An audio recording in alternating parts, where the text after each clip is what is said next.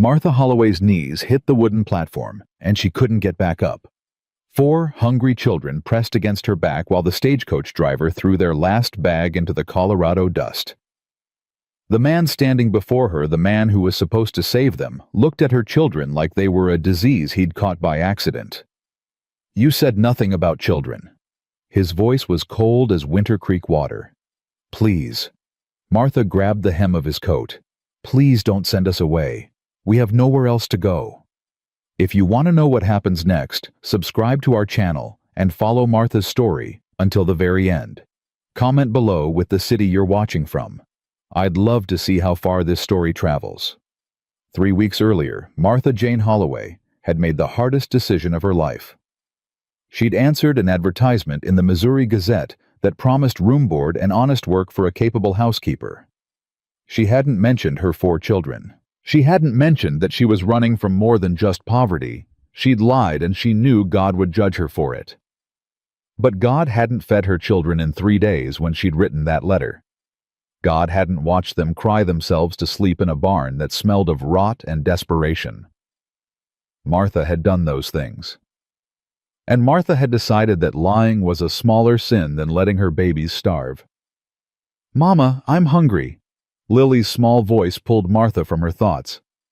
The stagecoach had been traveling since dawn, and they still had hours to go before reaching Cedar Ridge, Colorado territory. Martha pulled her youngest onto her lap and stroked her tangled hair. "I know, sweetheart. Soon." "You said that yesterday."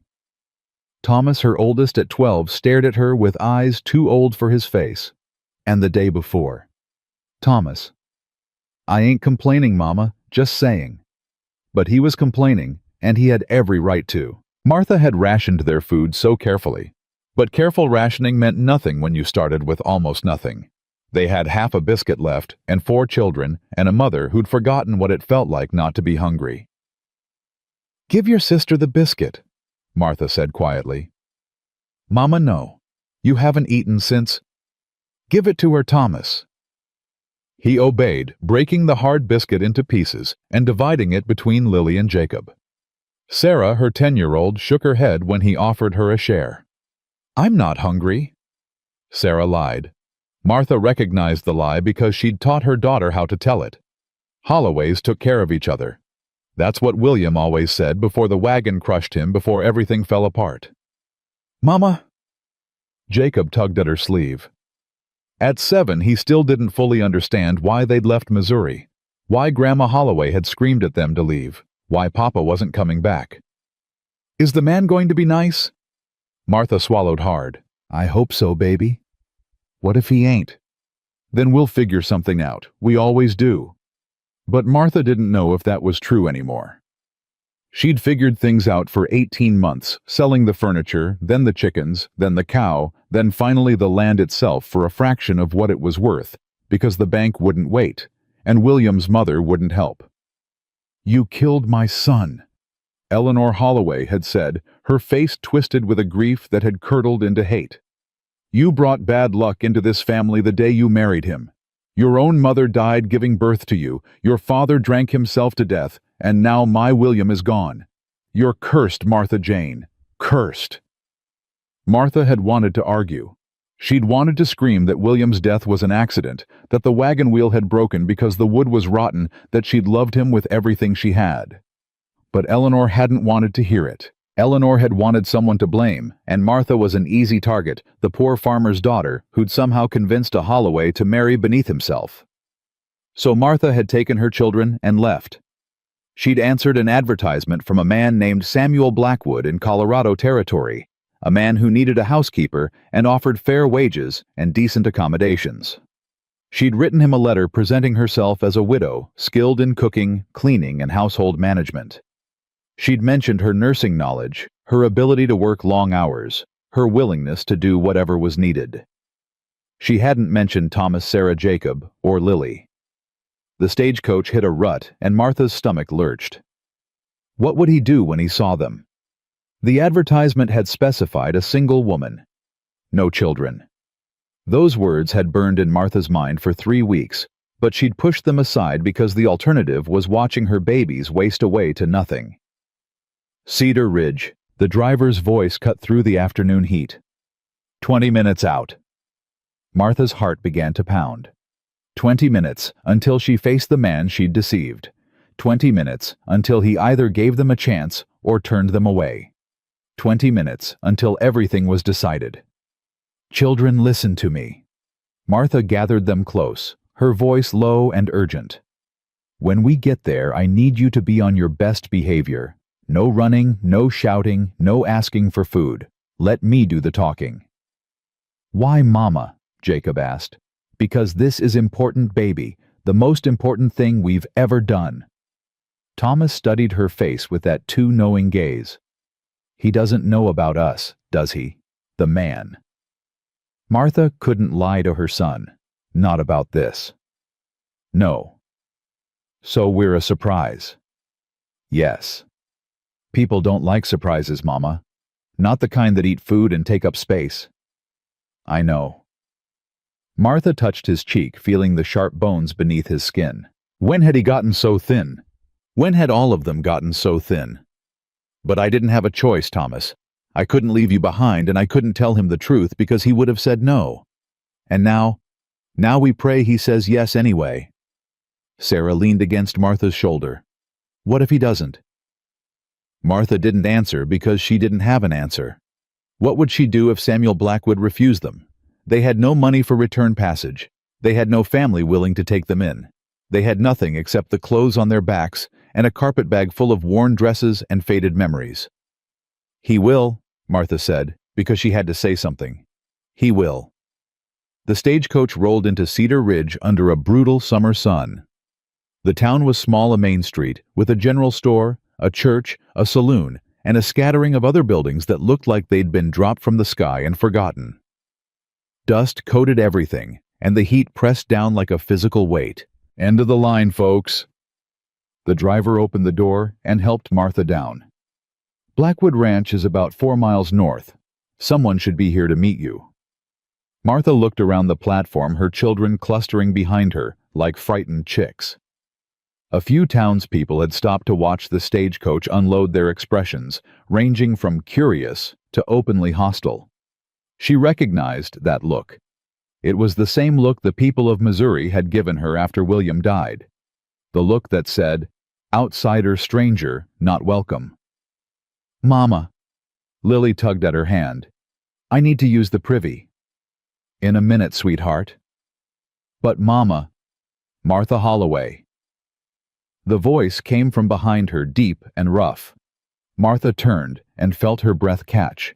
The man standing before her was taller than William had been, with shoulders broad enough to fill a doorway. His dark hair was shot through with silver at the temples, and his eyes were the gray-blue of storm clouds. A scar marked his left eyebrow, and his jaw was set in a hard line that suggested smiling was not something he did often. He was also staring at her children with an expression of dawning horror. Mr. Blackwood! Martha stepped forward, trying to position herself between him and the children. I'm Martha Holloway. I wrote to you about the housekeeper position. I know who you are. His voice had gone flat. What I don't know is who they are. These are my children, Thomas, Sarah, Jacob, and Lily. Children. Yes, sir. Samuel Blackwood's jaw tightened. Your letter said you were a widow. It didn't say anything about children. Martha swallowed. I know. I should have told you. Then why didn't you? Because you would have said no. Because I was desperate. Because my babies were starving, and I would have done anything, lied, cheated, stolen to save them. But Martha couldn't say any of that. Not with the townspeople watching, not with her children listening. I made a mistake, she said instead. I apologize. A mistake. He laughed, but there was no humor in it. Lady, I advertised for a single woman. No children. Those were my terms. I understand, but... No, I don't think you do. He stepped closer, and Martha had to fight the urge to step back. I've got a ranch to run. I don't have time to deal with children running around, getting into trouble, needing to be fed and clothed and educated. I need a housekeeper, not a whole damn family. Mr. Blackwood, please. Martha's voice cracked, despite her best efforts. We've come all the way from Missouri. We have nowhere else to go. That ain't my problem. Mama. Lily's voice was small and scared. Is the man angry? Samuel's eyes flickered to the little girl, and something shifted in his expression. Just for a moment. Then his face hardened again. I'll pay for your return passage, he said flatly. The next stage, East leaves in 2 days. I'll put you up at the boarding house until then. No. The word came out before Martha could stop it. Excuse me. I said no. Martha lifted her chin, finding courage she didn't know she had. I'm not going back to Missouri. There's nothing there for us except people who wish we were dead. I came here for a fresh start, and I'm not leaving without one. Then you'll find that fresh start somewhere else because it ain't happening at my ranch. Thomas stepped forward, his young face set with determination. Sir, we can work. I'm 12 years old. I can muck stalls, mend fences, carry water. Sarah can cook and clean as good as any grown woman. We won't be a burden. Samuel looked at the boy, and something flickered in his gray-blue eyes. Pain, maybe, or memory. I'm sure you're a hard worker, son. But this ain't about work. It's about... He stopped his jaw working. It's about what I can handle, and I can't handle this. Mr. Blackwood. Martha stepped closer, lowering her voice so only he could hear. I don't know what happened to you. I don't know why the sight of my children makes you look like you've seen a ghost, but I'm begging you not for myself, but for them. Give us a chance. 1 month. If we're too much trouble, I'll leave without argument. But please, please don't send us away without even trying. Samuel stared at her for a long moment. His eyes searched her face, looking for something deception maybe, or manipulation. Martha let him look. She had nothing to hide except her desperation, and that was written all over her. 1 month, he said finally. His voice was tight, reluctant. 1 month, and if there's any trouble, any at all, you're gone. Understood? Understood. Martha nearly collapsed with relief. Thank you, Mr. Blackwood. You won't regret this. I already regret it. He turned and walked toward a wagon parked at the end of the platform. Get your things. It's a long ride to the ranch. The children scrambled to gather their meager belongings, 1 carpet bag and a bundle wrapped in an old quilt. Martha helped Lily into the wagon, then lifted Jacob up beside her. Sarah climbed in next, her eyes darting nervously to the silent rancher. Thomas waited until last, standing beside his mother. Mama, he whispered, I don't think he likes us. He doesn't know us yet, Martha whispered back. People fear what they don't know. Once he sees we're good people, he'll come around. And if he doesn't, Martha squeezed her son's shoulder, then we'll figure something out. We always do. The ride to Blackwood Ranch took nearly an hour, and Samuel Blackwood didn't speak a single word. He drove the wagon with his eyes fixed on the horizon, his jaw set like stone. Martha sat beside him, acutely aware of every inch of space between them, while the children huddled in the back. The ranch, when it finally appeared, took Martha's breath away. It was larger than she'd expected, a 2-story house with a wraparound porch, a massive barn, several outbuildings and fenced pastures stretching toward the mountains. Cattle dotted the distant fields, and she could hear the sound of running water from somewhere nearby. It's beautiful, she said before she could stop herself. Samuel glanced at her, surprised. It's a lot of work. I'm not afraid of work. We'll see. He pulled the wagon to a stop in front of the house, and the front door opened immediately. An older Mexican woman emerged, her face creased with concern that turned to shock when she saw the children. Dios mío, she breathed. Samuel, what is this? This is Mrs. Holloway. Samuel's voice was carefully neutral. And her children. She's going to be the new housekeeper. The woman Rosa Martha remembered from Samuel's letter looked from Samuel to Martha to the children and back again. Then slowly a smile spread across her weathered face. Welcome, she said, opening her arms. Welcome to Blackwood Ranch. You must be exhausted from your journey. Come inside, come inside. I have food ready. Food. Jacob's eyes went wide. Real food. Of course, Niño. What other kind is there? Jacob nearly fell out of the wagon in his eagerness, and Martha had to catch him. Jacob, manners. Sorry, Mama, but she said food. Rosa laughed, a warm sound that seemed to thaw something in the air. I like this one. He knows what's important. She looked at Samuel, her expression shifting to something more serious. You did a good thing, mijo. Don't. Samuel's voice was sharp. Don't make this into something it isn't. She lied to me, Rosa. She brought children to a place where I specifically said, no children. And yet you brought them here anyway. Because I'm not a monster. No. Rosa touched his arm gently. You're not. You're just scared. Samuel pulled away. I'll be in the barn. Show them to their rooms. He stalked off without looking back, and Martha watched him go with a complicated mix of emotions, gratitude, fear, hope, and something else she couldn't name. Don't mind him. Rosa guided Martha and the children toward the house. He's been alone too long. Forgot how to be around people, especially little ones. Did something happen? Martha asked carefully. He seemed almost afraid when he saw the children. Rosa's face shadowed. That's not my story to tell, Señora. But yes, something happened. Something that broke his heart so badly he doesn't believe it can be fixed. She looked at the children, then back at Martha. Maybe you can prove him wrong. Inside the house was clean but sparse. It had the feel of a place that was maintained, but not lived in. No photographs on the walls, no personal touches, no signs that anyone here was happy. Martha's heart ached at the emptiness of it. This way. Rosa led them to a large room on the second floor. It's the biggest bedroom other than Samuel's. I thought the children could share, and you could have the small room next door. This is more than enough. Martha touched the doorframe reverently.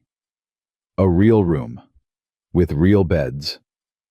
After weeks of barns and stagecoach stations and hard ground, it felt like a palace. Thank you, Rosa. Thank me by making this place feel like a home again. Rosa's eyes glistened. It's been too long since there was laughter here. She left to prepare dinner, and Martha turned to face her children. They stood in the middle of the room looking around with expressions of wonder and disbelief. There's beds, Sarah whispered. Real beds, with real blankets. And a window. Jacob pressed his nose against the glass. Mama, look at all the cows. Is this really ours? Lily asked. Do we get to stay? For now, baby. Martha knelt and gathered her youngest into her arms. For now. Thomas hung back, his face troubled. Mama? What if it doesn't work out? What if he sends us away? Then we'll go somewhere else. Martha met her son's eyes. But we're not going to think about that right now. Right now we're going to wash up, eat dinner, and be grateful for what we have. Tomorrow we'll start proving to Mr. Blackwood that we belong here, one day at a time. Understood? Yes, Mama. Good. Now help your brother wash his face. He's got more dirt on him than skin. Dinner that night was the most food Martha had seen in months. Rosa had prepared roasted chicken, fresh bread, vegetables from the garden, and a pie that made Jacob's eyes nearly pop out of his head. The children ate like they'd never seen food before, because Martha realized with a pang of guilt they nearly hadn't. Samuel sat at the head of the table eating in silence. He didn't look at the children, didn't acknowledge their presence beyond passing the bread when asked. It was like he'd built a wall around himself brick by brick, and nothing could penetrate it. But Martha noticed something.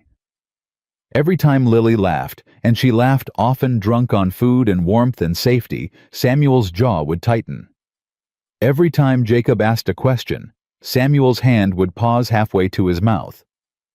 He was aware of them, acutely aware, even as he pretended not to be. Mr. Blackwood?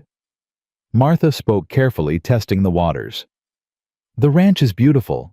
How long have you lived here? 15 years. He didn't look up from his plate.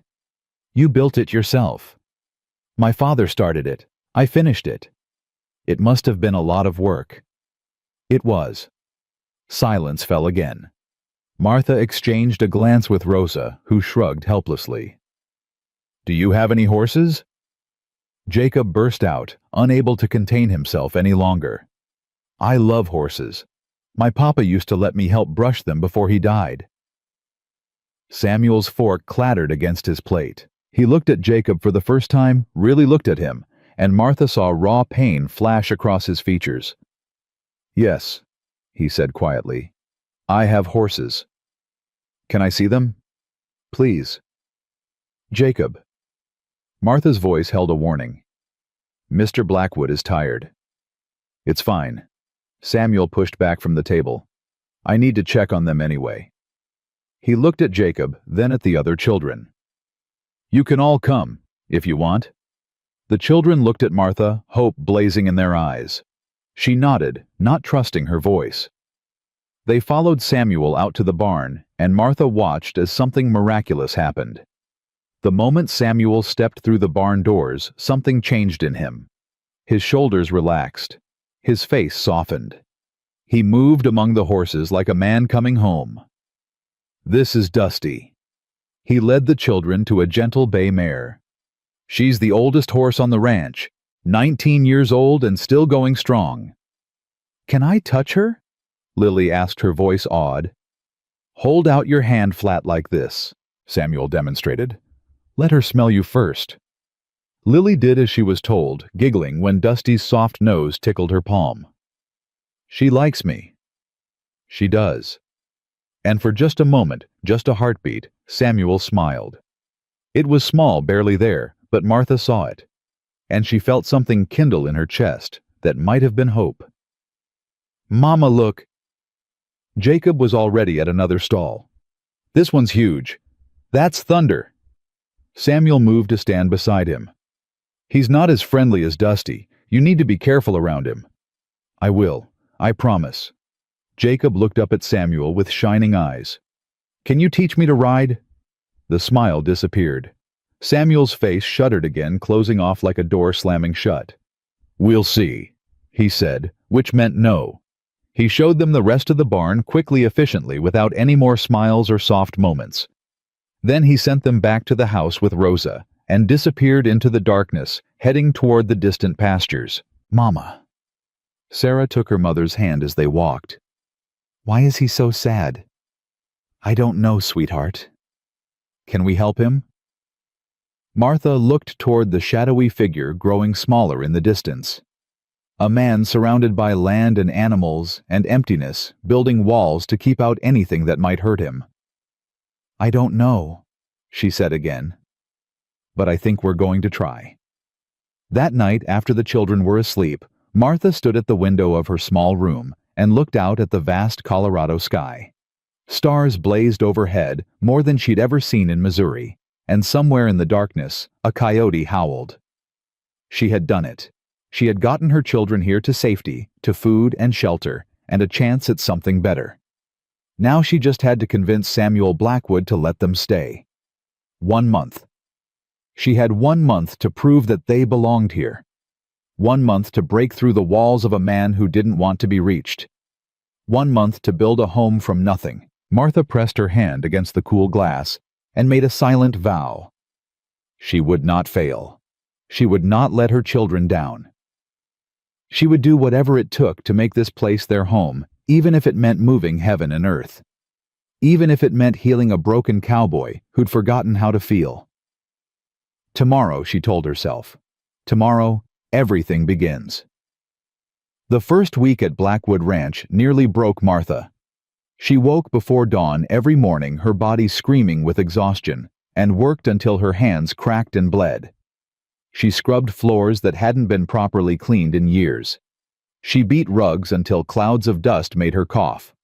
She organized a kitchen that had been neglected for so long the pantry had become a graveyard of expired goods and forgotten supplies. Rosa worked beside her, teaching her the rhythms of the ranch, but the older woman tired easily. Her joints ached in the summer heat, and Martha found herself taking on more and more of the burden.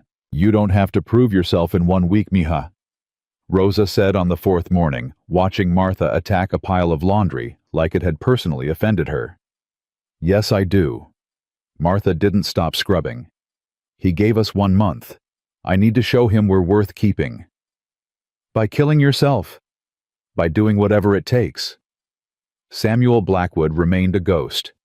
He left before sunrise and returned after dark, eating his meals in silence before disappearing into his room. He spoke to Martha only when necessary brief instructions about the house, curt answers to direct questions.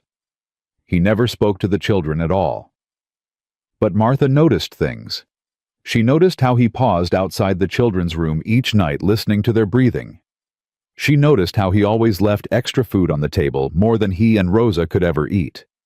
She noticed how his eyes followed Lily whenever she ran past, tracking her movements with something that looked almost like hunger. He's watching them, she told Rosa on the 5th night. The children. He pretends not to see them, but he does. He sees them. Rosa's voice was sad. That's the problem. What do you mean? Rosa hesitated. It's not my place. Rosa, please. I need to understand him if I'm going to help my children stay here. The older woman sighed heavily.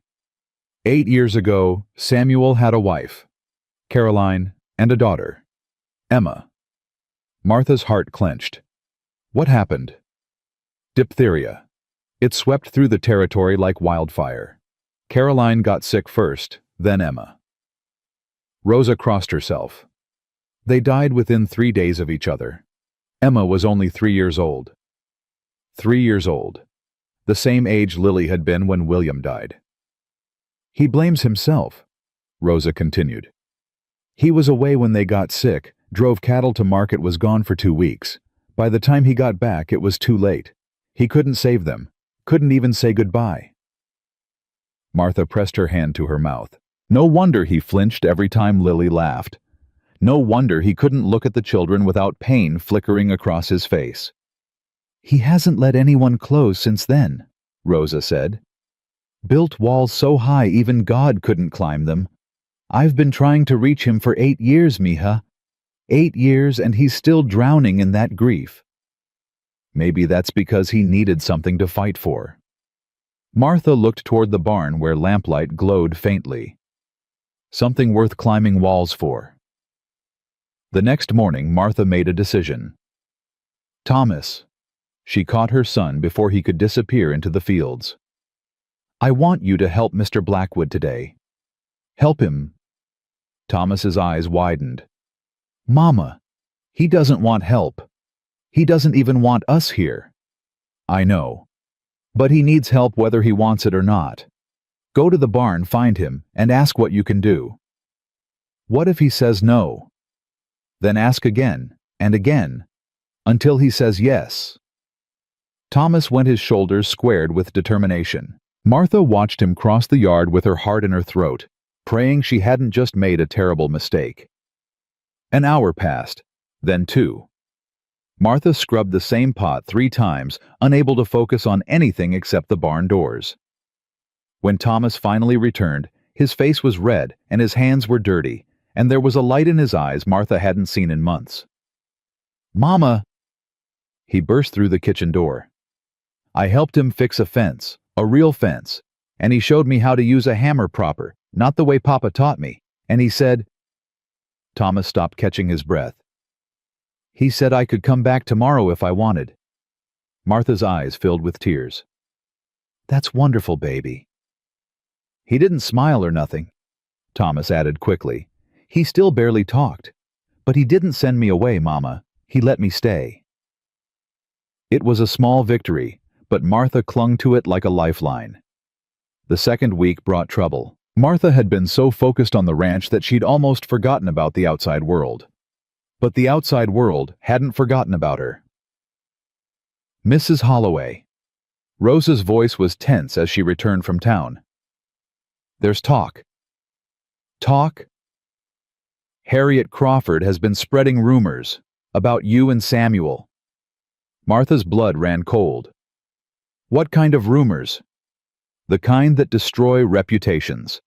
Rosa set down her basket hard. She's telling everyone you're not really a housekeeper, that you came here to trap Samuel into marriage, that you lied about being a widow to get into his house. That's absurd. Of course it is. But people believe what they want to believe, and Harriet Crawford is rich and respectable. You're a stranger with 4 children and no husband. Martha sank into a chair, her legs suddenly weak. She'd escaped one set of accusations in Missouri, only to face another here. Was this her fate, to be forever judged, forever suspected, forever condemned for sins she hadn't committed? There's more. Rosa's voice dropped. She's planning to visit, tomorrow. She wants to inspect the household, make sure everything is proper.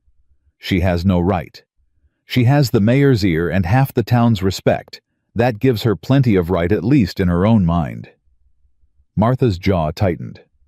Then let her come. I have nothing to hide. But fear gnawed at her stomach all night, and when Harriet Crawford's carriage rolled up the drive the next afternoon, Martha felt like she was walking to her own execution.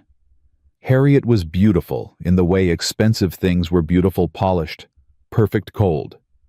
Her dress cost more than everything Martha had ever owned combined, and her smile held all the warmth of a January frost. Mrs. Holloway? Harriet swept into the house without waiting for an invitation. How quaint. Mrs. Crawford. Martha forced her voice to remain steady. What brings you to Blackwood Ranch? Concern, of course. Harriet's eyes roamed the parlor, cataloging every detail. When I heard that Samuel had taken in a strange woman and her brood, I naturally wanted to ensure everything was above board. I assure you, everything is perfectly proper. Is it? Harriet's gaze sharpened. A widow alone with a bachelor, no chaperone, in some circles that would be considered quite scandalous. Rosa lives here as well. Rosa is a servant, hardly proper supervision. Harriet moved closer, her perfume cloying in the summer heat. Tell me, Mrs. Holloway, what are your intentions toward Samuel? My intentions are to do my job and raise my children. Nothing more. Nothing more. Harriet laughed a brittle, ugly sound. You expect me to believe that a penniless widow with 4 mouths to feed living under the roof of one of the wealthiest ranchers in the territory? Please. Martha's hands curled into fists. Believe what you want, Mrs. Crawford. I can't control your imagination. No, but I can control your reputation. Harriet's smile turned sharp as a blade. One word from me, and no one in Cedar Ridge will do business with this ranch. The general store won't sell you supplies. The church won't welcome your children.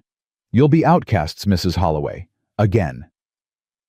The threat hung in the air between them, ugly and real. Get out! Both women spun toward the door. Samuel stood there, his face dark with fury. Samuel! Harriet's voice turned syrupy. I heard what you were just doing. He stepped into the room and Harriet actually took a step back. Threatening my housekeeper in my home. Spreading lies about a woman who's done nothing wrong. I'm only trying to protect you. I don't need your protection, Harriet. I never have. Harriet's mask slipped, revealing something raw and wounded underneath. Samuel, please. We've known each other for years. I care about you. I don't want to see you taken advantage of by some fortune hunting. Enough. Samuel's voice cracked like a whip. Mrs. Holloway is my employee. She's under my protection. If you have a problem with her, you have a problem with me. You can't be serious. I've never been more serious in my life. Samuel moved to stand beside Martha, close enough that she could feel the heat radiating from him. Now get out of my house and don't come back until you can speak to Mrs. Holloway with respect. Harriet's face went white, then red, then white again. You'll regret this, Samuel, both of you. She swept out, slamming the door behind her, hard enough to rattle the windows. In the silence that followed, Martha realized she was shaking. I'm sorry. Her voice came out barely above a whisper. I didn't mean to cause trouble. You didn't cause anything. Samuel's jaw was still tight, but his voice had softened. "Harriet's been wanting something from me for years, something I can't give her. You're just an excuse for her bitterness." "What does she want?" Samuel looked at her, really looked at her, and Martha saw the answer in his eyes before he spoke. "A husband. A family." He turned away. "Things I buried 8 years ago." He left and Martha stood alone in the parlor, her heart pounding with something that felt dangerously like hope. That night, everything changed. Martha was putting the children to bed when she heard a crash from downstairs, followed by a cry of pain. She flew down the stairs to find Samuel on the kitchen floor, his face ashen, his left hand clutching his right shoulder. "Mr. Blackwood!" She dropped to her knees beside him. "What happened?" "Horse spooked." He gritted his teeth. "Threw me into the fence. Think my shoulder's dislocated." Martha's nursing instincts took over. She ran her hands gently over his shoulder, feeling the joint. "It is. I need to put it back. You know how? My mother was a healer. She taught me before she died." Martha met his eyes. "It's going to hurt. Everything hurts." He laughed bitterly. "Do it." Martha positioned herself, took a deep breath, and pulled. Samuel screamed a raw animal sound that brought Rosa running and made the children cry upstairs. But the joint slipped back into place with a sick pop, and suddenly he was breathing easier, the color returning to his face. "Done." Martha's voice shook. "You need a sling, and you can't use that arm for at least 2 weeks. "Can't afford 2 weeks." He tried to stand and nearly fell. Martha caught him, her arms wrapping around his waist. "You can't afford to make it worse either." She helped him to a chair. "Let me take care of you, please." Samuel looked at her. This woman he'd tried so hard to keep at a distance, and something crumbled in his expression. "Why?" His voice was hoarse. "Why do you care? I've been terrible to you, to your children. I've done nothing to earn your kindness. You gave us a chance when you didn't have to." Martha's hand found his cheek, touching him gently. "You defended me against Harriet Crawford. You let my son work beside you even though it pained you to look at him." "It does pain me." Samuel's eyes glistened. "Every time I see your children, I see Emma. Every time Lily laughs, I hear my daughter's ghost. I've been trying so hard to keep them away because being near them hurts." "I know." Martha's own eyes were wet now. "Rosa told me about Caroline and Emma. I'm so sorry, Samuel." He flinched at the names like they were physical blows. "I couldn't save them. I wasn't there. If I'd come home sooner, if I'd been a better husband, a better father." "It wasn't your fault." "You don't know that." "I do." Martha took his good hand in both of hers. "Because I've told myself the same lies about my husband. If I'd been a better wife, if I'd noticed the wagon wheel was weak, if I'd stopped him from making that trip. But guilt isn't truth, Samuel. It's just pain, looking for a target." Samuel stared at her, his breath ragged. "How do you live with it? The guilt?" "Some days I don't. Some days it swallows me whole." Martha squeezed his hand. "But then I look at my children, and I remember that they need me, that falling apart isn't an option. So I get up. I keep going. I survive. I don't know how to do that anymore." "Then let me teach you." The words hung between them, heavy with meaning. Samuel's hand turned in hers, his fingers intertwining with her own. "Martha." He said her name like a prayer. "I don't know if I can be what you need. I don't need you to be anything except yourself. What if that's not enough? Then we'll figure it out." She smiled through her tears. "We always do." The next morning, everything was different. Samuel ate breakfast with the family for the first time, his arm in a sling Martha had fashioned from an old sheet. He didn't speak much, but he listened to Thomas talking about fences, to Sarah asking about recipes, to Jacob chattering about horses, to Lily singing nonsense songs under her breath. And when Lily climbed uninvited into his lap, Samuel didn't push her away. "Mr. Sam?" Lily looked up at him with enormous brown eyes. Does your arm hurt? A little. Mama can kiss it better. She always kisses our hurts better. Samuel's mouth twitched. Is that so? Uh-huh. Mama's kisses are magic. Martha felt her face flush. Lily, sweetheart, I don't think... It's fine. Samuel's voice was soft, softer than she'd ever heard it.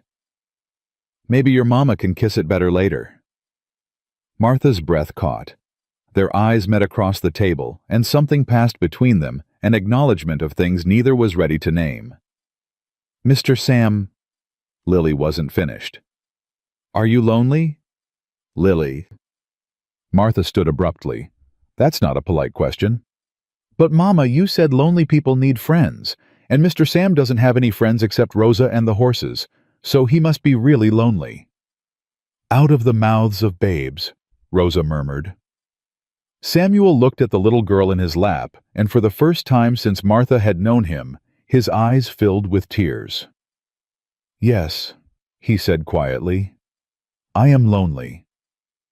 That's okay. Lily patted his cheek with her small hand. We can be your friends now. Right, Mama? Martha's heart felt like it might burst. Yes, baby. We can be his friends. Samuel bowed his head, and Martha saw his shoulders shake. She wanted to go to him to hold him, but Rosa caught her eye and shook her head slightly. Some battles had to be fought alone. Some walls had to crumble from the inside. After breakfast, Thomas approached Samuel with his usual determination. Sir, I can do the morning chores by myself. You should rest. I've been resting. Samuel flexed his good hand. I'm not helpless. No, sir. But Mama says you're supposed to heal, and you can't heal if you're working. Samuel raised an eyebrow. Your Mama says a lot of things. Yes, sir. And she's usually right. Despite himself, Samuel smiled. It was small, barely there, but it was real. All right, Thomas. You can handle the morning chores, but I'm supervising. Yes, sir. Thomas practically ran to the barn, and Samuel followed more slowly, pausing at the door to look back at Martha. Something passed between them. Gratitude, maybe, or something deeper. Then he was gone. He's changing. Rosa appeared at Martha's elbow. I've never seen him like this. He's not the only one. Martha watched the barn door close. I came here looking for a job. I didn't expect to find what, Mija? Martha didn't answer. She wasn't ready to name what she was finding, not yet.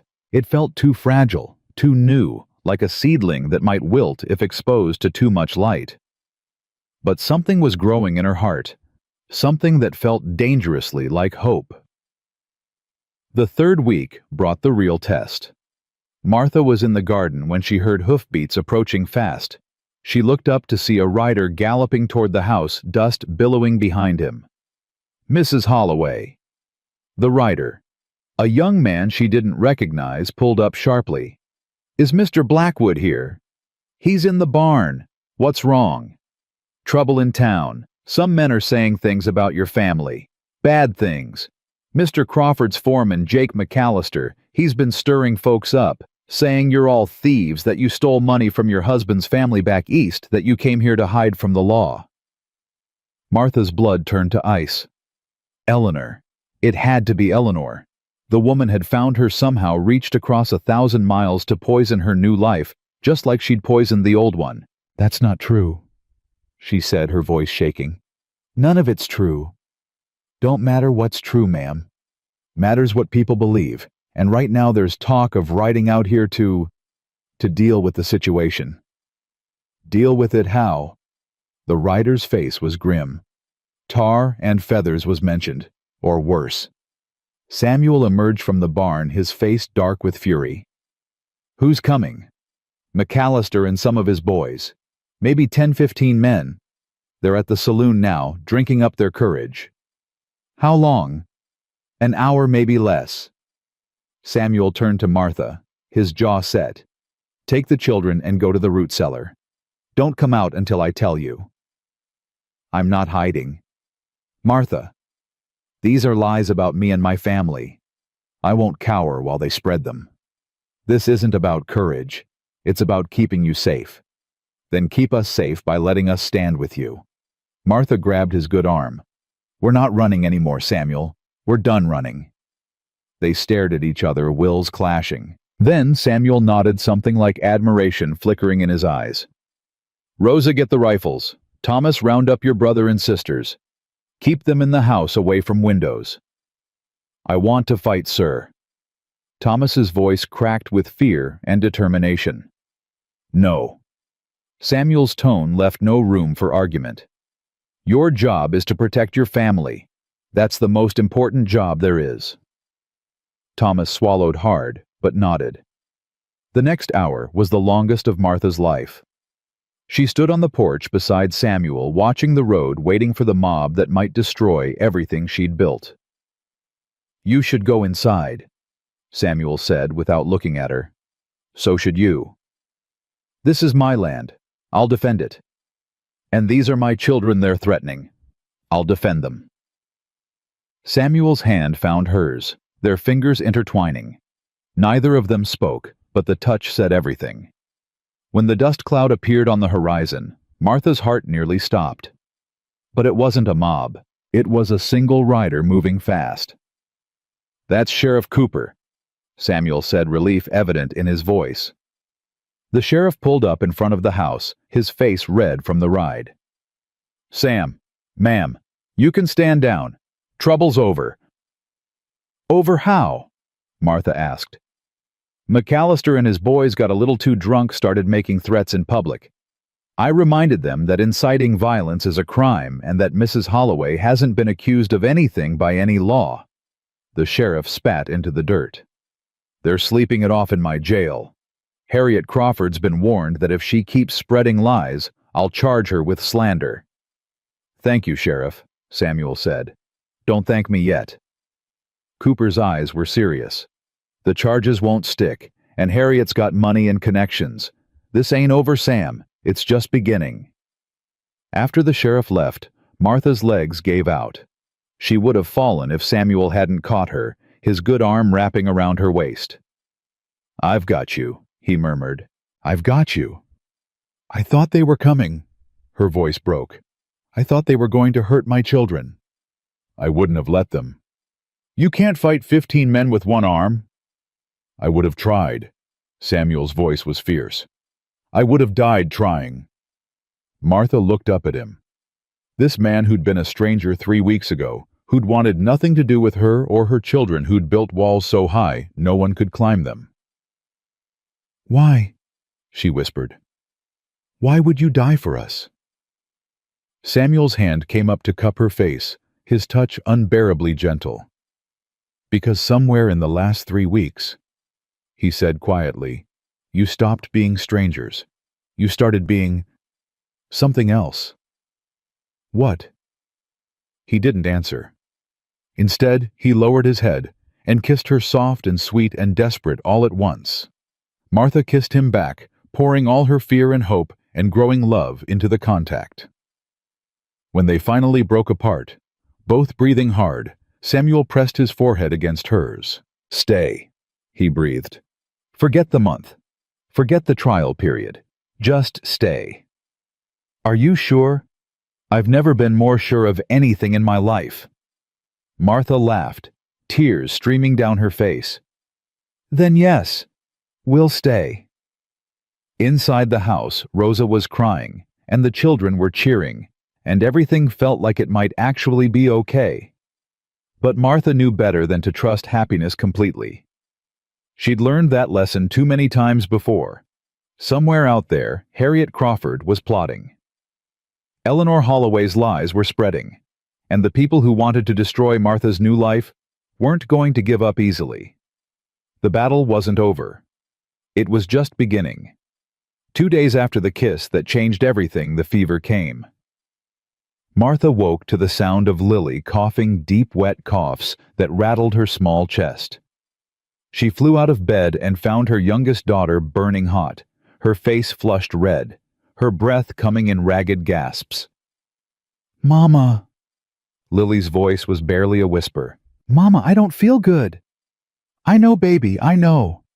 Martha pressed her hand to Lily's forehead and felt her heart stop. The fever was dangerously high. "Rosa, Samuel." Samuel burst through the door. First, his shirt unbuttoned, his hair wild from sleep. "What's wrong?" "She's burning up. I need cold water, clean cloths, and someone to ride for the doctor." "I'll go." Samuel was already moving. "Your arm is fine enough to ride." He grabbed her shoulders, his eyes fierce. "I'll bring the doctor back. You keep her alive until I do." He was gone before Martha could respond. The next hours blurred into a nightmare of cold compresses and desperate prayers. Lily drifted in and out of consciousness, her small body racked with chills one moment and burning the next.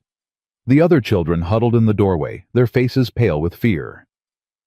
"Is Lily going to die?" Jacob asked, his voice trembling. "No."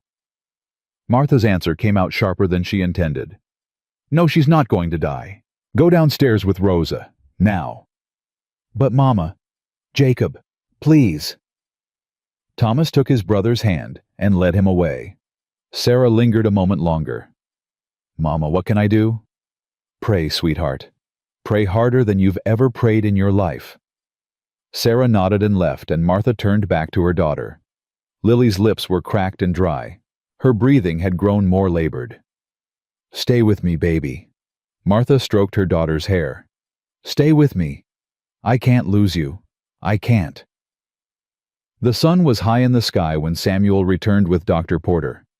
The doctor was a lean, weathered man with kind eyes and capable hands. He examined Lily quickly, his expression growing more serious with each passing moment. "Scarlet fever," he said finally. "It's been going around the territory. Several children in town have already caught it." "Can you help her?" Martha's voice cracked. "I'll do what I can. But I won't lie to you, Mrs. Holloway. The next 48 hours will be critical, if the fever doesn't break by then." He didn't finish the sentence. He didn't have to. Martha refused to leave Lily's side. She held her daughter's hand through the long hours of the day and the longer hours of the night. Samuel brought her food she couldn't eat and water she forced herself to drink. Rosa came and went, keeping the other children calm, keeping the house running. On the second night, when Lily's fever spiked so high that Martha could feel the heat radiating off her from a foot away, Samuel found her crying. "I can't lose her." Martha's voice was raw from holding back sobs. "I've lost so much already. My mother, my father William. I can't lose my baby too." Samuel sat beside her and took her hand. "You're not going to lose her." "You don't know that." "No, but I know you. I've watched you fight for your children every single day since you arrived. You walked into a mob's path rather than run. You've never given up on anything." His grip tightened. "Don't start now." "I'm so tired, Samuel." "I know. Lean on me." Martha let herself fall against his chest. Let his arms wrap around her. Let his strength become hers. For the first time since the fever started, she allowed herself to feel something other than terror. "When Caroline and Emma got sick," Samuel said quietly, "I wasn't here. I was miles away counting cattle while my family was dying. I couldn't do anything to save them." His voice broke. "But I'm here now. And I swear to you, Martha, I will do everything in my power to help you save Lily. Whatever it takes, whatever you need." Martha looked up at him, tears streaming down her face. Why do you care so much?" "Because somewhere along the way, your children became my children." His eyes were bright with unshed tears. "Because losing them would be like losing Emma all over again. Because I love them, Martha. I love all of them." He cupped her face in his hands. "And I love you." Before Martha could respond, Lily stirred. "Mama." Her voice was weak but clear. "Mama, I'm thirsty." Martha spun around. Lily's eyes were open. Her face was still flushed, but something had changed. The fever-bright glaze was gone. "Doctor!" Martha screamed. "Dr. Porter!" The doctor came running. He examined Lily quickly, his hands moving with practiced efficiency. When he looked up, there was something like wonder in his eyes. "The fever broke. I don't know how, but it broke." Martha collapsed against Samuel, sobbing with relief. He held her tight, his own tears falling into her hair. "Thank you," she whispered. "Thank you, thank you, thank you." "Don't thank me. Thank your daughter. She's a fighter, just like her mother." Lily recovered slowly over the next week. The other children took turns sitting with her, reading her stories, bringing her flowers they picked from the garden. Thomas taught her to play cards. Sarah braided her hair. Jacob made her laugh with increasingly ridiculous jokes. And through it all, Samuel was there. Not hovering, not intruding, but present. A steady, solid presence that Martha found herself leaning on more and more. "You've changed," Rosa observed one morning, watching Samuel play checkers with Jacob. "I haven't seen you smile this much in 8 years." "I have a lot to smile about." "You have a family." Samuel looked at Martha, who was helping Lily practice walking after her long days in bed. "Yeah," he said softly. "I guess I do." The peace lasted exactly 3 more days. Martha was hanging laundry when the carriage appeared on the horizon. It was expensive, too. Expensive for anyone in Cedar Ridge, with polished black sides and a driver in formal livery. Her stomach dropped. "Samuel." He was beside her in an instant. "What is it?" "I don't know, but nothing good ever came in a carriage like that." The carriage stopped in front of the house, and a woman stepped out. She was older than Martha remembered, her hair more gray than brown now, but her face held the same cold fury it had worn the day she'd thrown Martha and the children out of the Holloway family home. "Hello, Martha." Eleanor Holloway's voice dripped with venom. "Did you really think you could hide from me forever?" Martha's knees went weak. Samuel's arm came around her waist, holding her up. "Who are you?" he demanded. "I'm the grandmother of those children." Eleanor's eyes swept toward the house where Thomas and Sarah were watching from the window. "And I'm here to take them home." "No." The word tore from Martha's throat. "No, you can't." "I most certainly can. I have a court order from Missouri declaring you an unfit mother.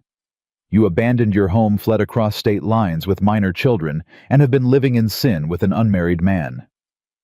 Eleanor smiled coldly.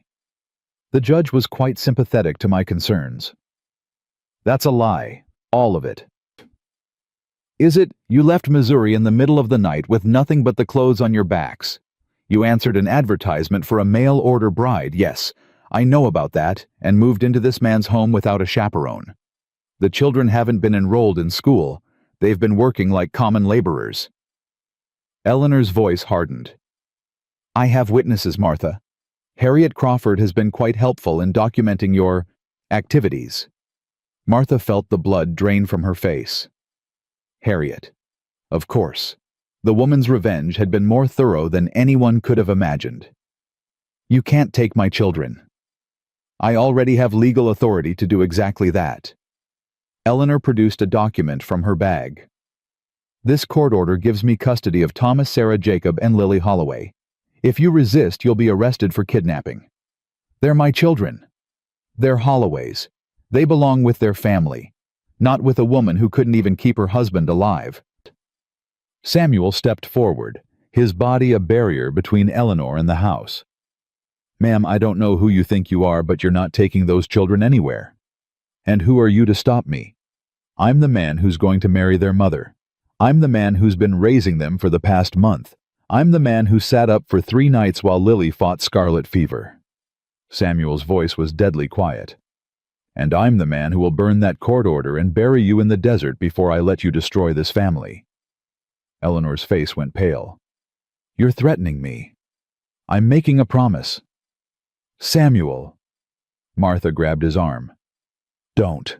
This isn't the way." "She's trying to steal your children." "I know." But if we fight her with violence, we lose everything. We have to fight her with the law. The law is on her side. The Missouri law might be, but we're not in Missouri anymore. Martha turned to face Eleanor, finding strength she didn't know she had. This is Colorado territory. Your court order has no authority here. Eleanor's smile faltered. The law is the law. No, the law is different in every territory, every state. I may not have much education, Mrs. Holloway, but I know that much. Martha stepped closer to her former mother-in-law. You came all this way thinking you could wave a piece of paper and steal my children. You were wrong. I'll petition the Colorado courts. I'll get a new order. Then you'll have to prove I'm an unfit mother, and every person in this territory who's met me will testify otherwise. Martha's voice grew stronger. Dr. Porter will tell you how I saved my daughter's life with nothing but cold water and determination. Sheriff Cooper will tell you how I stood on this porch ready to face down a mob rather than run. The miners in town will tell you how I've been helping treat their injuries because the doctor can't be everywhere at once. I'll tell them the truth about you. What truth? That I married your son because I loved him, that I held his hand while he died, that I spent a year trying to make peace with you before you threw me out like garbage. Martha's eyes blazed. Go ahead. Tell them all of it. And then I'll tell them how you refused to come to your own son's sickbed, how you blamed me for an accident I had nothing to do with, how you've spent 2 years trying to destroy me because you can't accept that William chose me over you. Eleanor's mask cracked. For just a moment, Martha saw the grief beneath the rage, the mother who had lost her son and didn't know how to live with the pain. He was my boy, Eleanor whispered. My only boy. I know. Martha's voice softened despite everything. And I'm sorry. I'm sorry he died. I'm sorry I couldn't save him. I'm sorry you lost him. But taking my children won't bring William back. It will only create more pain, more grief, more loss. They should know their family. You had 2 years to be their family. You chose to blame me instead. Martha shook her head. I won't let you hurt them the way you hurt me. I never meant... Eleanor stopped, her voice breaking.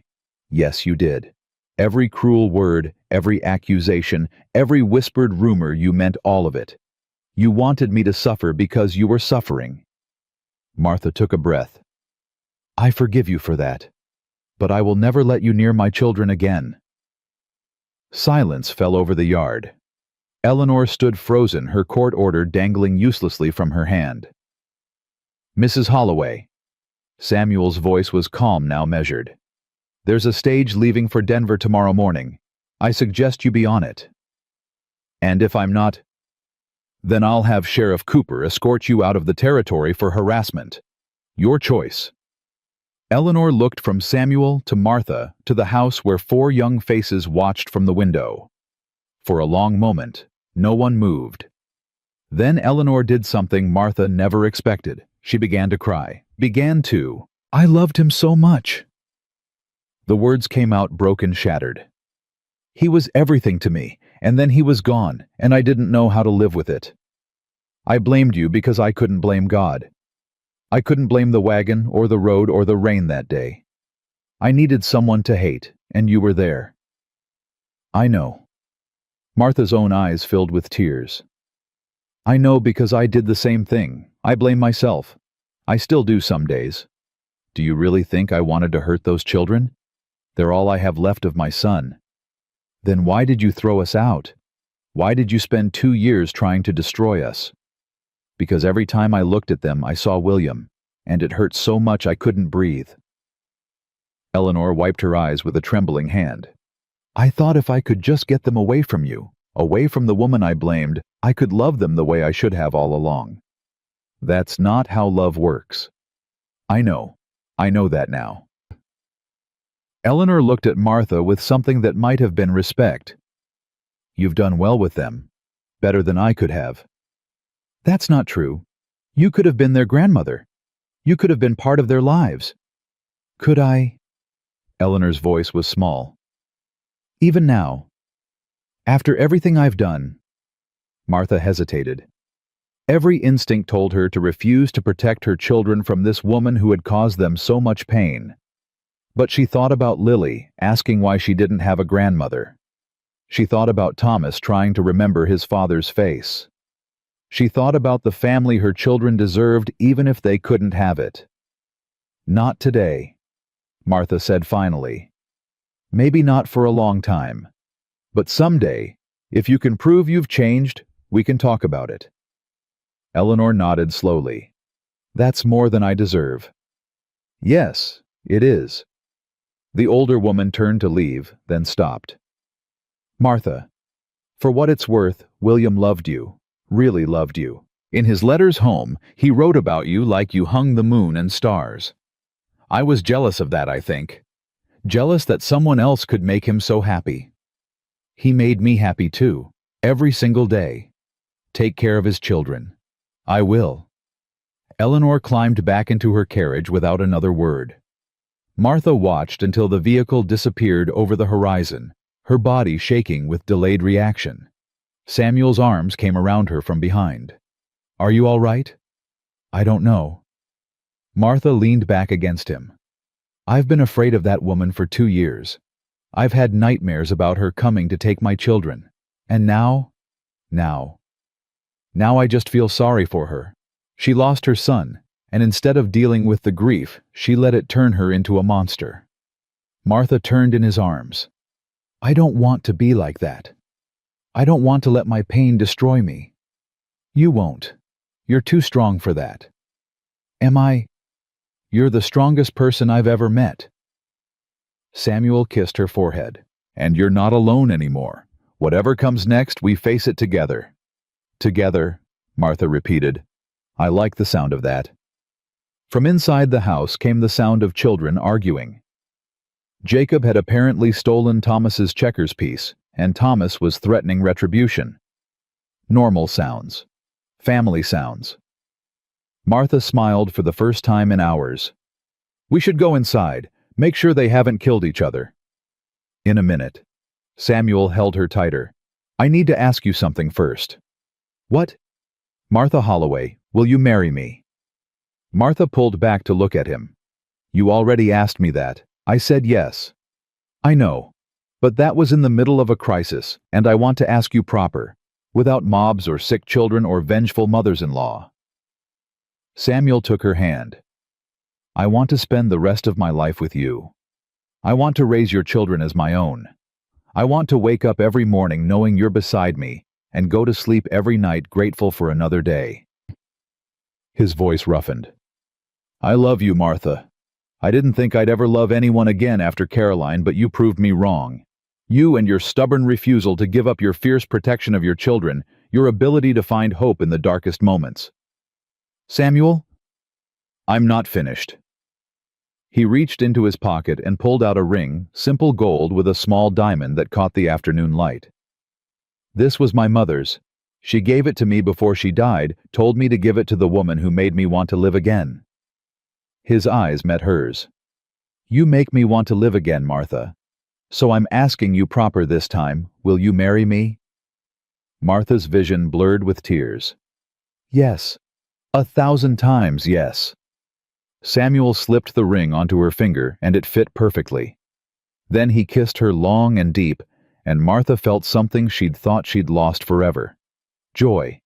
Pure, uncomplicated joy. Mama.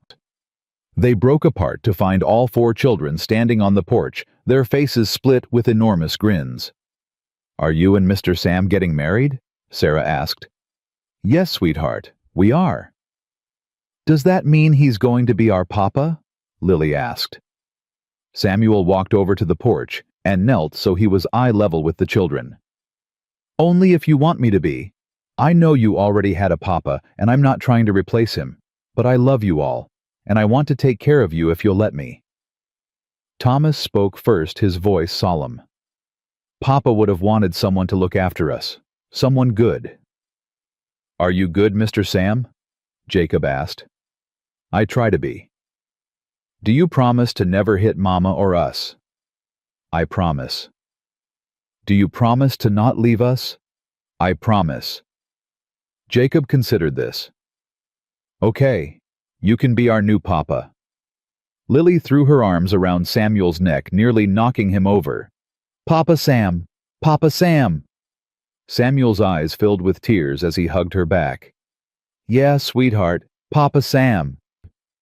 Martha watched her children embrace the man who had become their father, and her heart felt so full it might burst. They had come to Colorado territory with nothing but desperation and hope. They had found a home, a family, a future. They had found love.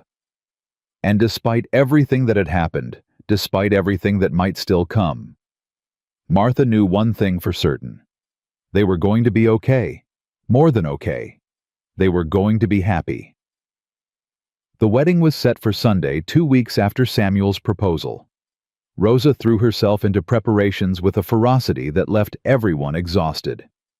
We need flowers, she announced at breakfast, and a proper dress, and food for the whole town. The whole town. Martha nearly choked on her coffee. Rosa, half the town still thinks I'm a fortune hunter. Then we invite them anyway, and prove them wrong. Rosa's chin lifted stubbornly. Samuel Blackwood is marrying the woman he loves. Everyone should witness it. She's right. Samuel reached for Martha's hand. We're not hiding. We're not ashamed. Let them come and see what a real family looks like. Martha wanted to argue, but the look in his eyes stopped her.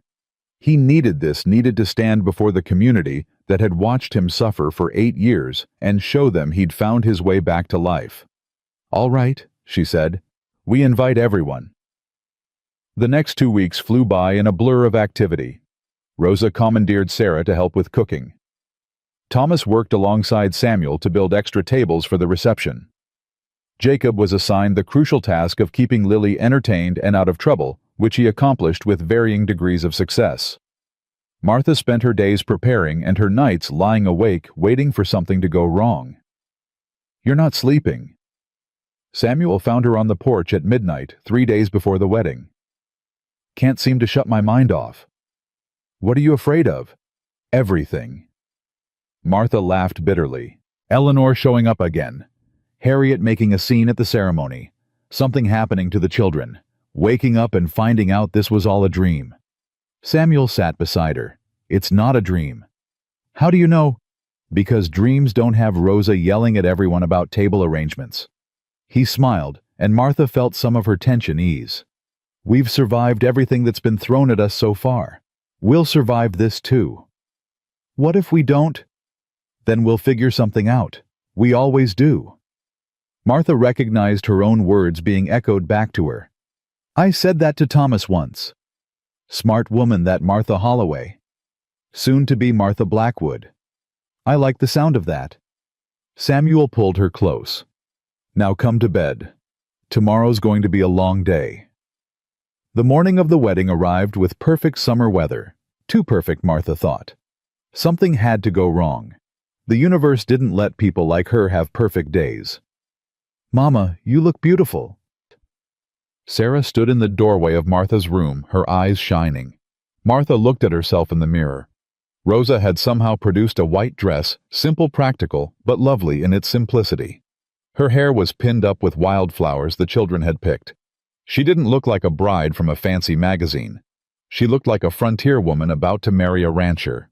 She looked like herself. Thank you, baby. Martha hugged her daughter. Are you ready? Are you... I think so. Martha took a deep breath.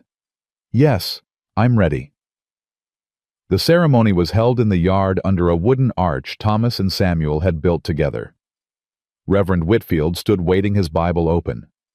The guests, and there were many more than Martha had expected, sat on benches and borrowed chairs, fanning themselves in the summer heat. Martha saw friendly faces. Dr. Porter, Sheriff Cooper, the miners, she'd treated the families who'd come to accept her. She also saw less friendly faces. Harriet Crawford sitting rigidly in the back row, her expression unreadable. But she didn't care about Harriet anymore. All she cared about was the man waiting for her at the altar. Samuel turned as she approached and his face transformed. The hard lines softened. The guarded expression melted away. He looked at her like she was the only person in the world. "You came?" he said softly. "Did you think I wouldn't?" "I've been afraid to believe in good things for a long time. Part of me was convinced you'd disappear." "I'm not going anywhere." Martha took his hand. "Not ever again." Reverend Whitfield cleared his throat. "Shall we begin?" The ceremony was simple and brief. They exchanged vows, exchanged rings, and when the Reverend pronounced them husband and wife, Samuel kissed her with such tenderness that Martha felt tears streaming down her cheeks. "I love you," he whispered against her lips. "I love you too." The reception began immediately after. Food appeared on tables, music started playing, and people who had once avoided Martha now lined up to congratulate her. It was overwhelming and wonderful and terrifying all at once. "Mrs. Blackwood." Dr. Porter shook her hand warmly. "I hope you know you're still welcome to help at the clinic. We need someone with your skills." "I'd be honored, Doctor." "Samuel's a lucky man. Don't let him forget it." "I won't." The children had been on their best behavior all day, but by early evening they were getting restless. Thomas had wandered off with some boys his age. Sarah was helping Rosa serve food. Jacob and Lily were supposed to be sitting quietly, but quiet wasn't in Jacob's vocabulary. "Mama? Mama?" Jacob came running through the crowd, his face pale. "Something's wrong with Lily." Martha's blood turned to ice. "What? Where is she?" "By the barn. She said she felt dizzy, and then she fell down and she won't wake up." Martha ran. She didn't remember pushing through the crowd or hearing Samuel calling after her. All she knew was terror, pure primal terror, as she rounded the corner of the barn and found Lily lying motionless in the dirt. "Lily." She dropped to her knees beside her daughter. "Lily, baby, wake up." No response. Martha pressed her fingers to Lily's neck and felt a pulse weak, but there. She checked her breathing shallow but present. "What's wrong with her?" Samuel appeared beside her. "I don't know. She's unconscious. Get Dr. Porter. Now." Samuel ran. Martha gathered Lily into her arms, rocking her gently, praying harder than she'd ever prayed in her life. "Please, God. Please, not again. I can't do this again." Dr. Porter arrived within minutes, his medical bag in hand. He examined Lily quickly, his face grave. "When did she eat last?" "Breakfast. Maybe some food at the reception." "Why? What exactly did she eat?" "I don't know. Rosa was handling the food." "Doctor, what's wrong?" "Doctor." Porter looked up and his expression made Martha's heart stop. "I think she's been poisoned." The word hung in the air like a death sentence. "Poisoned?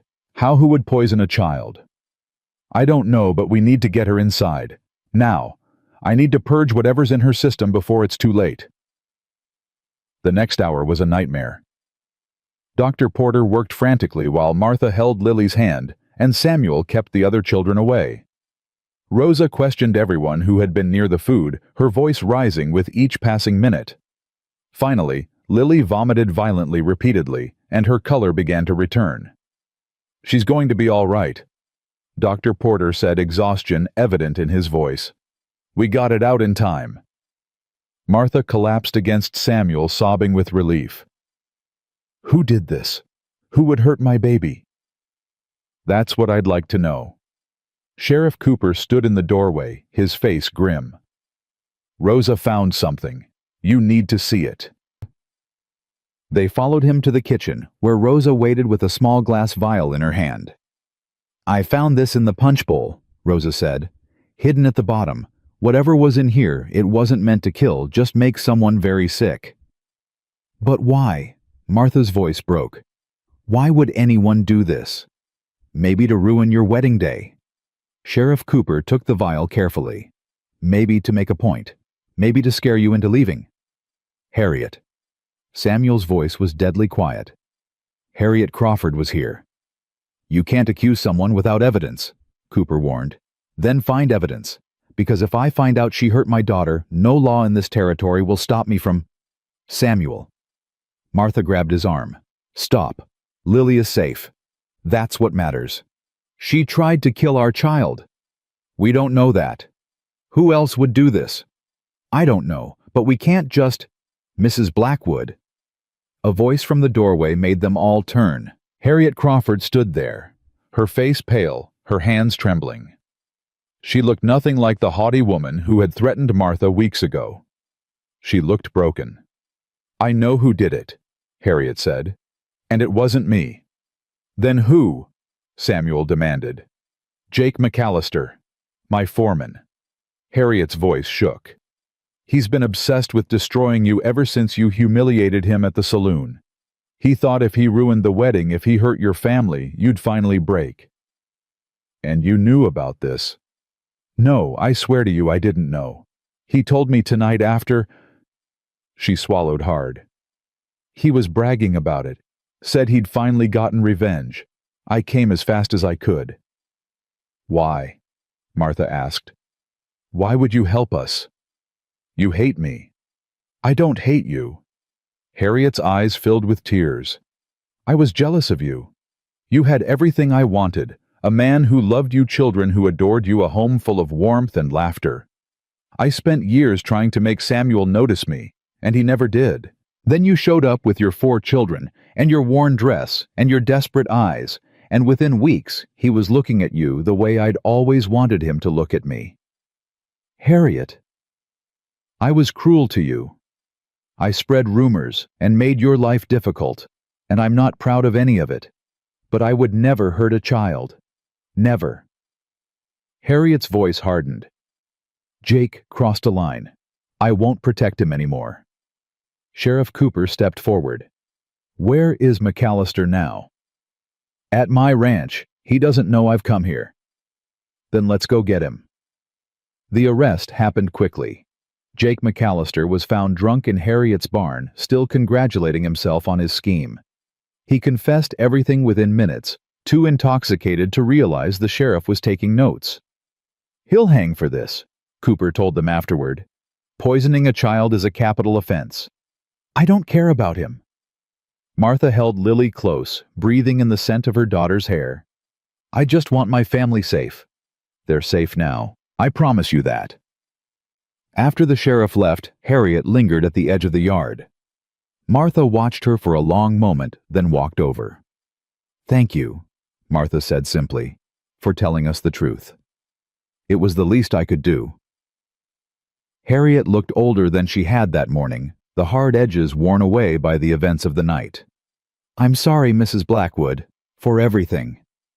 I know. Martha hesitated, then reached out and touched Harriet's arm. Maybe we can start over. Not as friends. I'm not ready for that. But as neighbors who don't wish each other harm. I'd like that. Harriet smiled weakly. More than you know. She left, and Martha stood in the yard, watching her carriage disappear into the darkness. You're more forgiving than I would be. Samuel came up behind her. She's not the enemy. She never was. She was just lonely and scared and making bad choices because of it. Martha turned to face him. Sound familiar? Are you comparing me to Harriet Crawford? I'm saying we all have the capacity to become bitter when life hurts us. Some of us are lucky enough to find something worth living for before it's too late. Samuel pulled her close. I found you. We found each other. They stood there in the darkness holding each other, while inside the house their children slept peacefully. The wedding had been disrupted, the celebration cut short, but somehow none of that mattered. They were married. They were a family. They were home. The next morning, Martha woke to find Samuel already gone. A note on his pillow read, Went to check on the north pasture. Back by noon. Love you. Love you. 2 simple words that still made her heart flutter. She got up, got dressed, and went to check on the children. Lily was sleeping soundly, her color healthy, her breathing normal.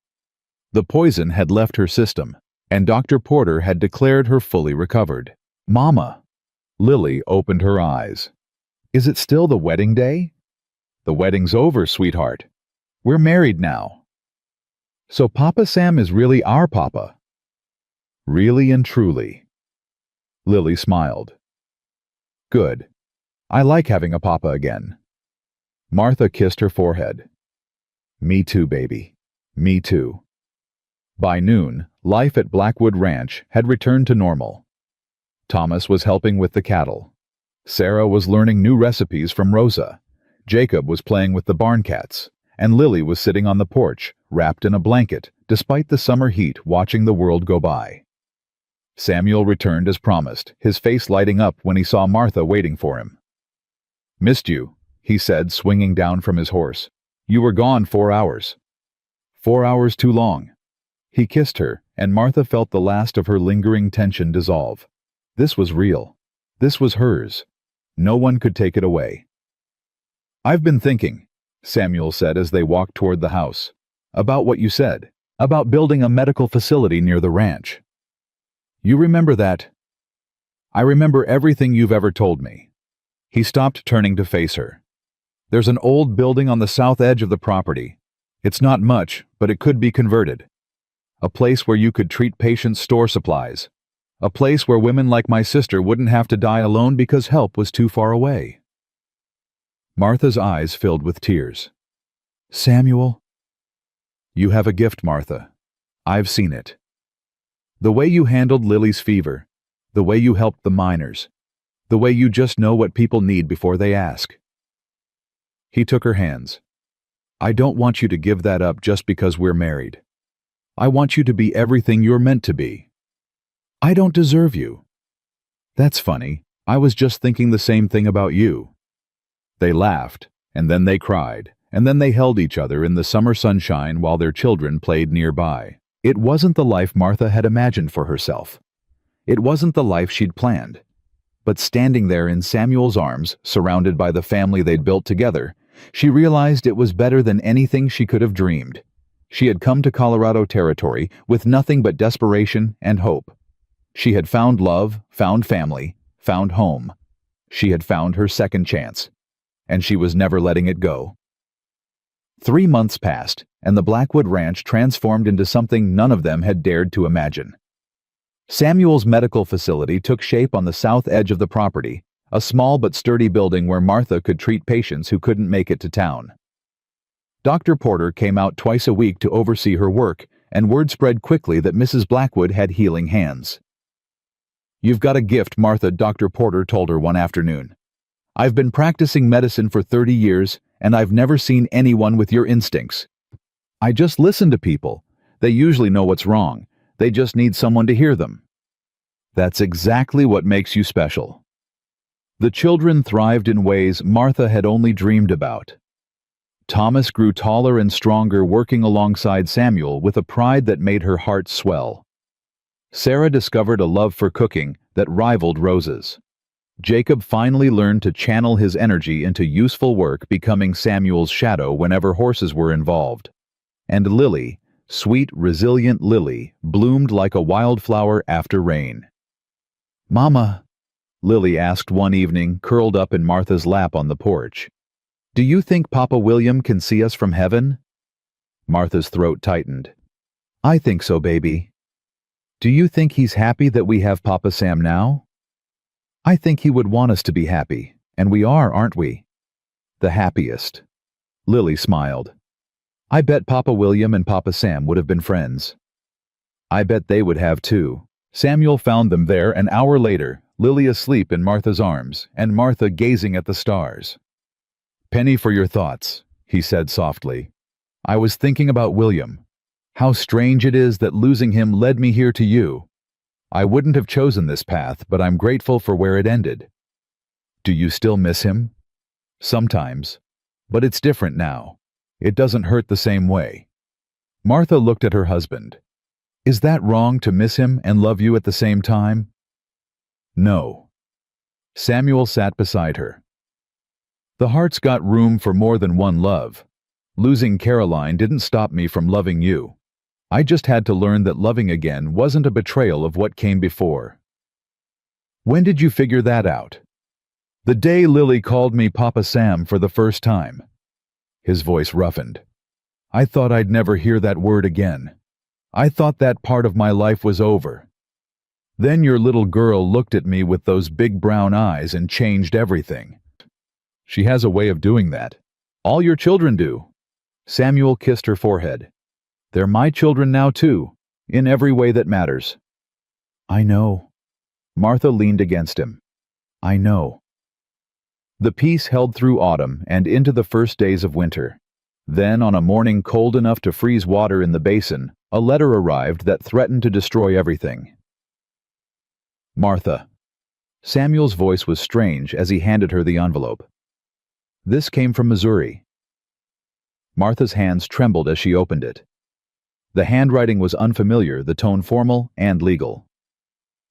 What does it say? Samuel asked. Martha read it twice before she could speak. William's father died 3 weeks ago. He left everything to Thomas. Everything. The Holloway farm, the land, all of it. Martha looked up, her face pale. Thomas is now the legal owner of 200 acres in Missouri. The implications crashed over her like a wave. Thomas was 12 years old enough in the eyes of the law to claim his inheritance. Old enough to be taken back to Missouri by anyone who thought they could use him. Eleanor, Martha whispered. She'll come back. She'll use this to try to take him. She can't. He's my son now, legally adopted. But he's the only male Holloway left, the only one who can continue the family name. She'll fight for him, Samuel. She'll fight harder than before. Samuel's jaw tightened.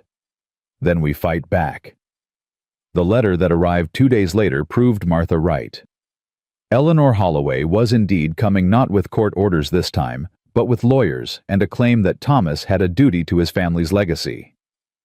She wants me to go back, Thomas asked when his parents told him. His voice was steady, but Martha could see the fear beneath the surface. She wants to use you, Samuel said bluntly. You're the heir to the Holloway name. She thinks she can control you, control the farm through you. I don't want to go back. Missouri isn't my home anymore. Then you won't go. Martha took her son's hands. No one can make you do anything, Thomas. You're old enough to have a say in your own future. But what if she makes trouble? What if she tries to hurt the family again? Let her try. Samuel's voice was fierce. We've survived everything she's thrown at us. We'll survive this too. Eleanor arrived 3 days before Christmas, her lawyers in tow. She looked older than she had during her last visit, the fire in her eyes dimmed by grief and exhaustion. I'm not here to fight, she said when Martha met her at the door. I know what you think of me. I know I've given you no reason to trust me. But I'm asking for one chance to speak to my grandson. Just one. Why should I let you anywhere near him? Because he deserves to know about his father's family. The good parts, not just the bad. Eleanor's voice cracked. My husband is dead. My son is dead. Thomas is all I have left of them. I'm not trying to take him away. I just want him to know who he comes from. Martha studied the woman who had caused her so much pain. She saw the grief, the loneliness, the desperate hope of someone who had finally realized that cruelty only breeds more cruelty. Wait here, Martha said finally. She found Thomas in the barn grooming one of the horses. Your grandmother wants to talk to you. Thomas's hand stilled. I don't want to see her. I know, but I think you should. Why? After everything she's done. Because someday, you'll want to know about your father's family. The stories, the history, the people who came before you. Eleanor is the only one who can give you that. Martha touched her son's shoulder. You don't have to forgive her. You don't have to love her. But you might want to listen. Thomas was silent for a long moment. Then he set down the brush and squared his shoulders. All right, but you come with me. Always. The conversation lasted 2 hours. Eleanor talked about William's childhood, his dreams, the man he'd been before sickness and fate had taken him away. She showed Thomas photographs he'd never seen William as a baby, as a boy, as a young man full of hope and promise. "He loved your mother very much," Eleanor said quietly. "I was too blind to see it then, but I see it now. She made him happy in ways I never could." "Then why did you blame her when he died?" Thomas asked. "Because I was hurting, and I needed someone to hurt too." Eleanor's eyes met Martha's. "It was wrong. It was cruel. And I'm sorry." The apology hung in the air, heavy with years of pain and regret. "I don't know if I can forgive you," Thomas said finally. "You hurt my mother. You tried to take us away from our home." "I know. But my father would have wanted me to try." Thomas took a breath. "So I'll try." Eleanor began to cry quiet, dignified tears that somehow made her seem more human than Martha had ever seen her. "Thank you," Eleanor whispered. "Thank you." After the lawyers left and Eleanor retreated to the hotel in town, Martha found Thomas standing alone on the porch. "Are you all right?" she asked. "I don't know." Thomas stared at the mountains in the distance. "She's not what I expected. I thought she'd be cold and mean like before, but she just seemed sad. Grief changes people, sometimes for the worse, sometimes for the better. Do you think she really changed?" "I think she wants to. Whether she succeeds is up to her." Martha stood beside her son. "What do you want to do about the farm?" "I don't know. I'm 12 years old. I can't run a farm in Missouri." "You don't have to decide right now. The lawyers said you have until you're 18 to claim the inheritance or sell it." "What would you do?" Martha considered the question carefully. "I think I'd sell it. Use the money to build something new, something that's truly yours. But that's me. You might feel differently." "Papa Sam said the same thing." "Did he?" "He said the past is important, but the future matters more. He said I should think about what I want to build, not what I want to hold on to." "That sounds like Samuel." Thomas smiled a real smile, the first Martha had seen from him since the letter arrived. "I'm glad you married him, Mama. I'm glad we came to Colorado." "So am I, baby. So am I." Christmas morning dawned bright and cold. The children woke before sunrise, too excited to sleep, and Martha found herself surrounded by chaos and joy and love. "Presents!" Jacob shouted, bouncing on the bed. "Mama, wake up. It's Christmas." "I'm awake. I'm awake." Martha laughed as Samuel groaned beside her. 5 more minutes." "Papa, Sam, you said that an hour ago." Lily tugged at his hand. "Come on, come on, come on." The presents were simple hand-carved toys, new clothes, a few books Samuel had ordered from Denver. But the children acted like they'd received treasures beyond measure. "Mama, look." Sarah held up a delicate silver locket. "It's beautiful." "It was Samuel's mother's," Martha said. "He wanted you to have it." Sarah threw her arms around Samuel's neck. "Thank you, Papa Sam. I'll treasure it forever." "I know you will, sweetheart." The biggest surprise came last. Samuel led them all outside, where a beautiful chestnut mare stood in the yard, a red ribbon around her neck. "Thomas." Samuel's voice was rough with emotion. "This is yours. You've earned her." Thomas stared at the horse, speechless. "Papa Sam, I can't." "You can. You've worked harder than any boy I've ever known. You've taken care of this family when I couldn't. You've been a man when you should have been allowed to be a child." Samuel put his hand on Thomas's shoulder. "I'm proud of you, son. More proud than I can say." Thomas hugged him, then a fierce, desperate embrace that said everything words couldn't. "Thank you," Thomas whispered, "for everything. Thank your mother. She's the one who brought you to me." Martha watched her son and her husband embrace, and her heart felt so full it might burst. She had spent so long being afraid, afraid of loss, afraid of hope, afraid of letting herself believe in happiness. But standing here, surrounded by her family, she finally understood. Love wasn't about avoiding pain. Love was about finding people worth hurting for, worth fighting for, worth living for. Mama! Lily tugged at her hand. Why are you crying? Because I'm happy, baby. Happy tears are the best kind. They are, aren't they? That evening, after the children were in bed and Rosa had retired to her room, Martha and Samuel sat together by the fire. I have something for you, Samuel said. I've been waiting for the right moment. He reached into his pocket and pulled out a small box. Inside was a ring, not the simple gold band he'd given her at their wedding, but something more elaborate, a sapphire surrounded by tiny diamonds set in delicate silver filigree. Samuel, it's beautiful. It was Caroline's. Her mother gave it to her when she turned 18, and she always said she wanted to pass it down to her daughter. His voice caught. We never had that chance. But now we have daughters. And I want Sarah or Lily to have this someday. I want them to know that they're part of this family's history just like Emma would have been. Martha's tears fell freely. Are you sure? I've never been more sure of anything. You gave me back my life, Martha. You and your children. You reminded me that happiness is possible, that family isn't something I lost forever.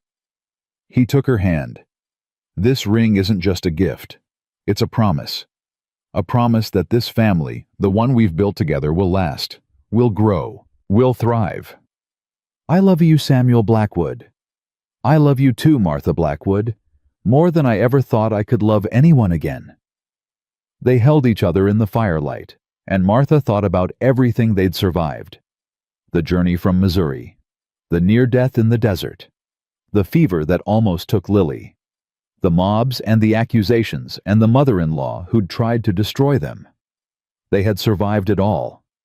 Not because they were special or lucky or blessed, but because they'd refused to give up.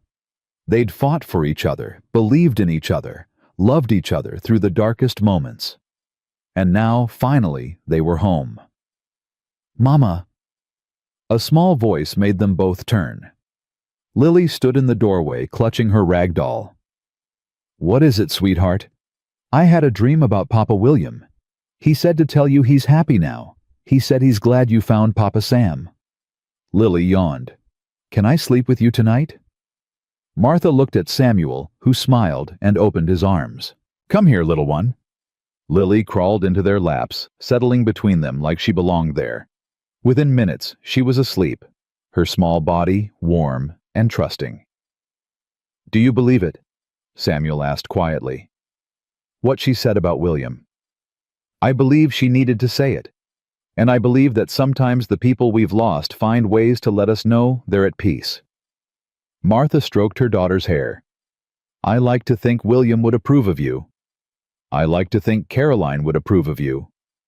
Then maybe they're both watching. Maybe they're happy we found each other. Maybe. They sat in comfortable silence, the fire crackling, their daughter sleeping, and their hearts finally at rest. Martha thought about the woman she'd been when she first arrived in Colorado Territory, desperate, afraid, certain that happiness was something that happened to other people. She'd lied to get here, manipulated circumstances, done things she wasn't proud of. But she'd also fought. She'd stood up to bullies and mobs and vindictive relatives. She'd protected her children with everything she had. She'd opened her heart to a broken man and let him open his heart to her. And now, against all odds, she had everything she'd ever wanted. A home, a family, a love that would last. Samuel. Promise me something. Anything. Promise me that no matter what happens, no matter what challenges come our way, we'll face them together. That we'll never give up on each other, never stop fighting for our family. Samuel pressed his lips to her forehead. I promise. I promise too. Outside, snow began to fall, the first snow of winter covering the ranch in a blanket of white. Inside, the fire burned warm and bright, and the Blackwood family slept peacefully. Martha closed her eyes. Samuel's heart beat steady beneath her ear, and let herself believe in forever. She had come to Colorado Territory with nothing but 4 hungry children and a desperate prayer. She had found a man who taught her that love could heal even the deepest wounds. She had built a family that no one could tear apart. And she had learned the most important lesson of all, that sometimes the worst moments in life lead to the best beginnings. Martha Jane Blackwood had been broken, betrayed, and nearly destroyed. But she had survived. She had found love, she had come home, and that was everything.